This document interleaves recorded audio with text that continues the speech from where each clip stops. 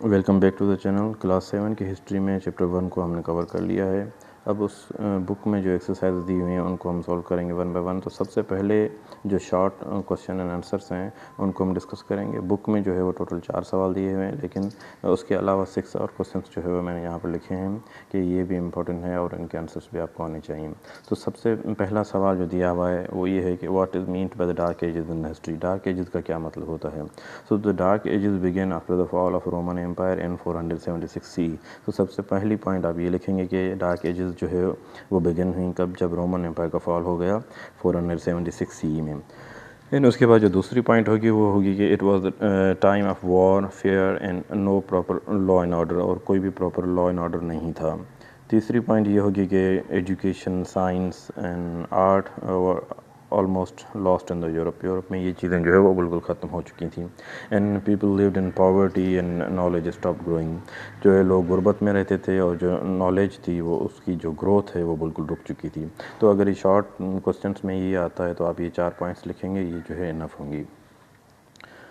उसके बाद दूसरा सवाल है कि name the most important features of the middle edges. तो मिडल एजेस के जो है वो इम्पॉर्टेंट फीचर्स कौन से थे? सो जो इम्पॉर्टेंट फीचर जो है मिडल एजेस का था वो था फ्यूडलिज्म। और फ्यूडलिज्म में फिर क्या चीज़ें आ जाती हैं कि it was a system where land was more valuable than money. जो है लैंड की बहुत ज़्यादा वैल्यू थी। एंड किंग्स जो है give land to the nobles and peasants worked on it. And rich people had all the power and poor people had no rights. तो ये पॉइंट्स जो है अगर आप ऐड कर देंगे इसमें कि मिडल एजेस के, उसके अलावा कि उनके जो फेस्टिवल्स होते थे और लाइफ किस तरह से थी ये भी ऐड कर सकते हैं, लेकिन ये जो है 4 मेन पॉइंट्स हैं। उसके बाद जो तीसरा सवाल दिया हुआ है वो ये, वो found the Eastern Roman Empire. So Eastern Roman Empire को किसने फाउंड किया था? तो उसका वैसे आंसर तो ये हो सकता है कि जो एम्पायर था कॉन्स्टेंटाइन। लेकिन जो है अगर 4 मार्क्स का सवाल आता है तो एटलीस्ट आपको जो है 4 पॉइंट्स जो है उसमें ऐड करनी होंगी। तो किस तरह से आप करेंगे कि Eastern Roman Empire was founded by the empire Constantine and he made Byzantium the new capital and renamed it Constantinople। तो बाइजेंटियम जो शहर था उसको रीनेम किया और उसको जो है कैपिटल उसको बनाया और उसके बाद उसको रीनेम कर दिया Constantinople, mean the city of Constantine. And he ruled the eastern part and made Christianity stronger, और क्रिश्चियनिटी को उसने स्ट्रॉन्गर किया। And the empire later became known as Byzantine Empire. वही एम्पायर जो है उसके बाद बाइजेंटाइन एम्पायर कहलाई। तो इस तरह से जो है इस सवाल का जवाब हो सकता है।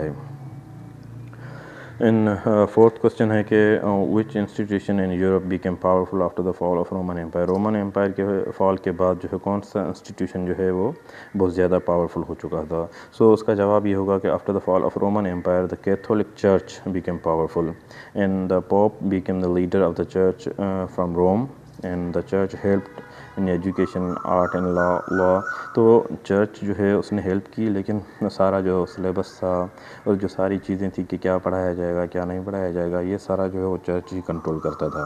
And it became the centre of religion and power in Europe. जो चर्च जो था या जो क्रिश्चियनिटी थी वो बहुत ज़्यादा जो है वो पावरफुल हो गई। तो इस तरह से आप ये इस सवाल का जवाब लिख सकते हैं कि कौन सा इंस्टीट्यूशन जो है यूरोप में पावरफुल हुआ रोमन एम्पायर के फॉल डाउन के बाद। अब पांचवा सवाल जो है वो ये हो सकता है कि what caused the fall of Roman Empire. Roman Empire का फॉल जो है वो किस वजह से हुआ? तो उसकी 4 पॉइंट्स जो है इजी हैं। वो आप ये लिख सकते हैं कि Roman empire fell in 476 CE due to many reasons. ठीक, and there corrupt rulers and weak central government, barbarians का जो अटैक हुए from the north and west, and education, law and city life also broke down after the fall. तो ये सारी चीज़ें आप लिख सकते हैं जो कि कॉज जो है वो कैसे हुआ।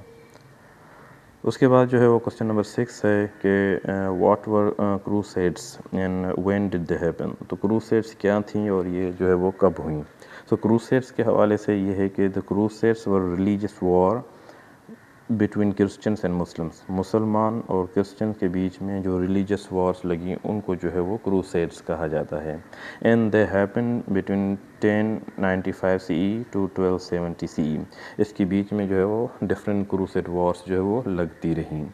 And the Christians wanted to capture यरूशलेम फ्रॉम मुस्लिम कंट्रोल। मुसलमानों के कंट्रोल में आ चुका था यरूशलेम, जिसको वो कैप्चर करना चाहते थे। And these Wars caused bloodshed, travel and cultural exchange. और इन्हीं वॉर्स की वजह से जो बहुत ज़्यादा ब्लडशेड भी हुआ और जो यूरोपियन थे उन्होंने जो है वो ट्रैवल भी किया एंड कल्चरल जो एक्सचेंज वो भी हुआ, क्योंकि जैसे ही वो क्रिश्चियन यूरोपियंस जो है वो आए तो जो नॉलेज मुसलमानों के पास थी वो वापस जो है उनके पास चली गई। तो इस तरह से ये क्रूसेड्स का जो है आंसर आप लिख सकते हैं। उसके बाद क्वेश्चन नंबर 7 है कि वो were the main invaders during the early Middle Ages. Early Middle Ages में जो है वो मेन इन्वेडर्स कौन कौन थे? So the many warrior tribes जो थे invaded Europe during dark ages, उनमें वाइकिंग्स थे, हंट्स थे, वांडर्स थे, attack the cities and villages and they stole goods, destroy the homes and kill the people and these attacks created war, fear and poverty in Europe. Europe के अंदर जो है poverty, war and fair जो है ये चीज़ें आ गई। उसके बाद जो है 8वां सवाल ये है कि what was life like for pageants in the middle edges. Middle Ages में जो पेजेंट्स थे उनकी लाइफ किस तरह से थी? So most pageants were poor and worked on farms owned by the nobles. Nobles के ही वो फार्म्स होते थे, वहाँ पर ये काम करते थे। And they give food but kept little for themselves. वो ये सारी चीज़ें जो है वो क्रॉप्स को ग्रो करते थे लेकिन अपने लिए उनको बहुत कम मिलता था।